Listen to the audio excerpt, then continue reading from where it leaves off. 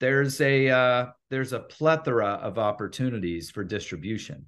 Yeah. But again, it's about how visible can you make it, and can you make it stand out and actually get eyeballs.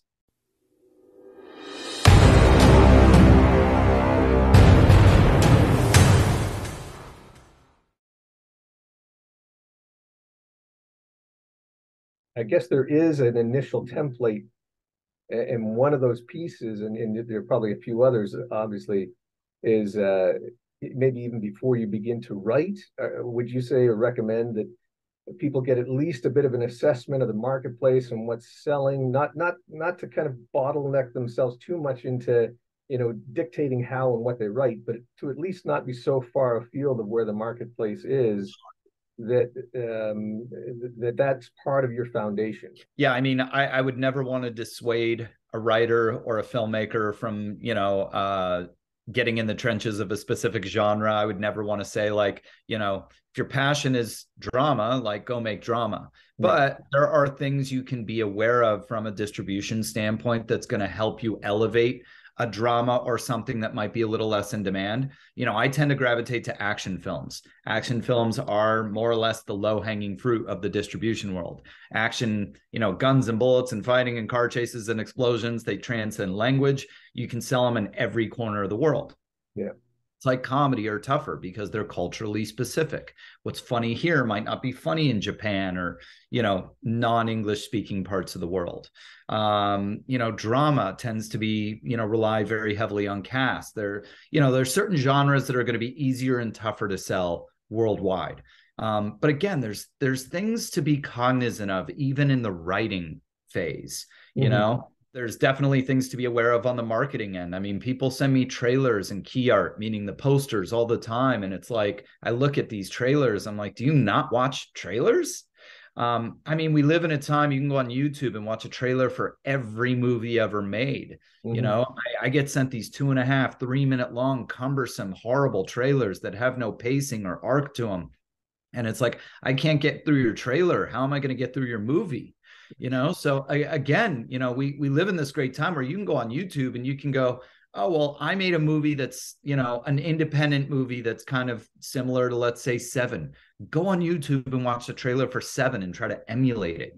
Same thing with the poster. Distributors do that all the time. They want a poster to emulate something that the studios did, because there's a recognizability. It pushes buttons emotionally with people.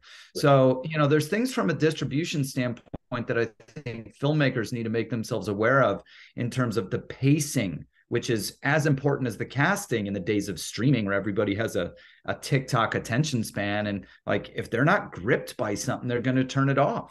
Right. So all these little tricks of the trade that distributors think about, I think, are imperative for filmmakers to be cognizant of in their creative process, because it's going to help elevate their content, even if they're working in what might be perceived as a less desirable genre. I think in this day and age, we all have to be a jack of all trades. I don't think you can just be an actor or just be a writer or just be a director. I feel like you kind of have to be your own content creator. And we live in a time where everything's so accessible and so tangible. Why wouldn't we be?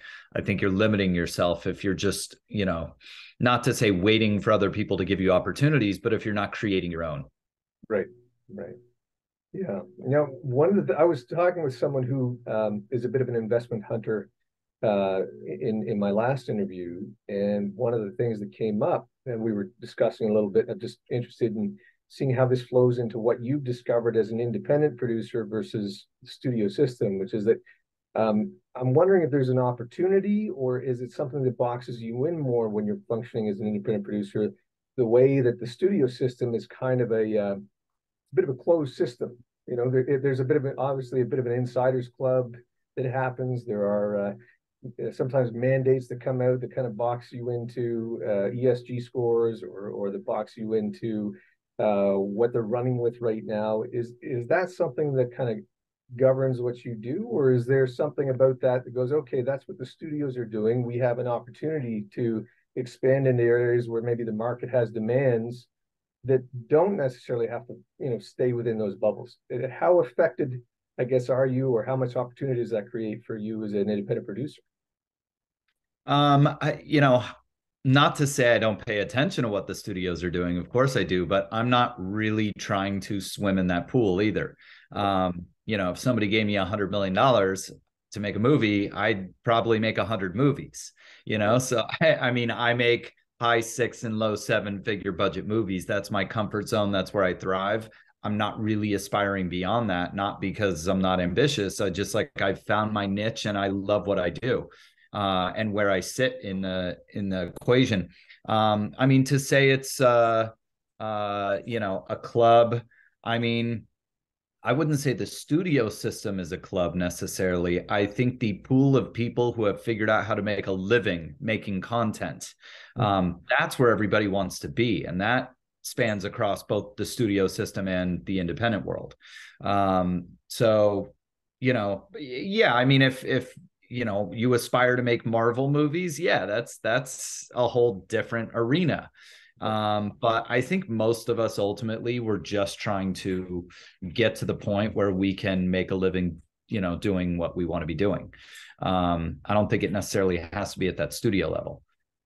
So, you know, I don't know if that answers the question, but that's my take on it from where I Yeah. sit. Well, and I guess I'm kind of an open book on the question. It was, I guess, part of where I'm going with that too is because when it comes to distribution, I know obviously a studio is going to have, you know, a lot of direct lines there where, you know, where people are picking things up, where they wind up landing in terms of streaming or theaters. And, you know, when it comes to theaters, I guess, you know, they have obligations to run certain projects because if they're going to show one, they have to show the next three that are attached or what have you. Whatever those deals look like, kind of all ties into distribution. But at the same time, I'm realizing like you jumped into the world of being a sales agent. So is there a is everyone dealing with this sort of level of competition within distribution and what's captured by the studios versus what can be squeezed in from the outside, or are there avenues of distributions and ways of handling distribution that don't get so affected by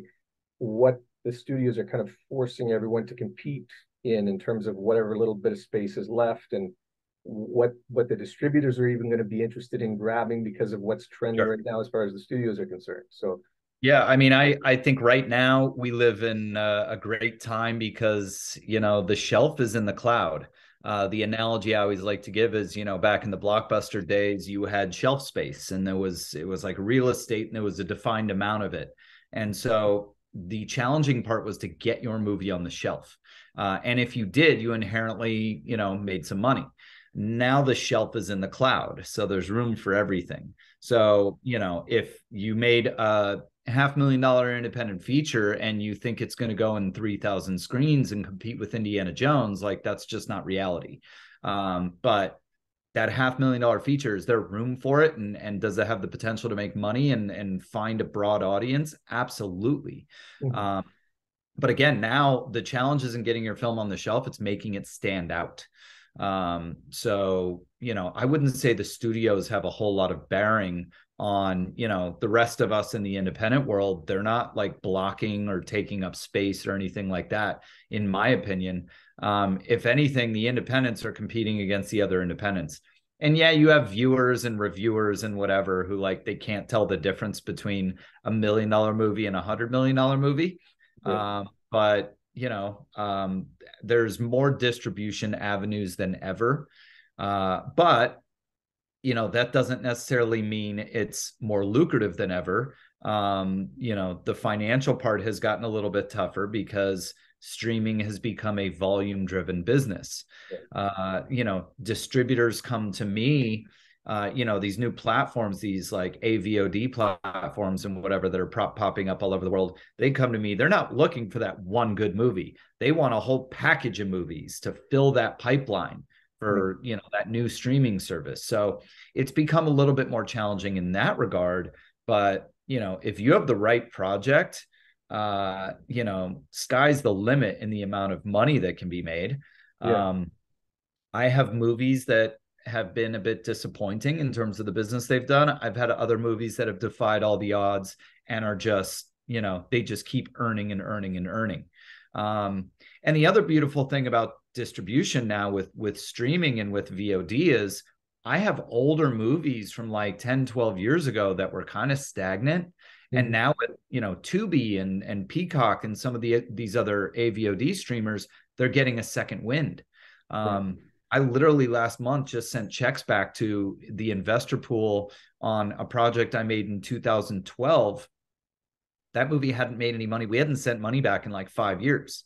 Most movies do the lion's share of their business in the first couple of years, and then it kind of tapers off. Now all of a sudden, Tubi is taking older movies and Peacock and some of these other platforms. So now those movies are on there and they're generating money again. Right. So there's a plethora of opportunities for distribution.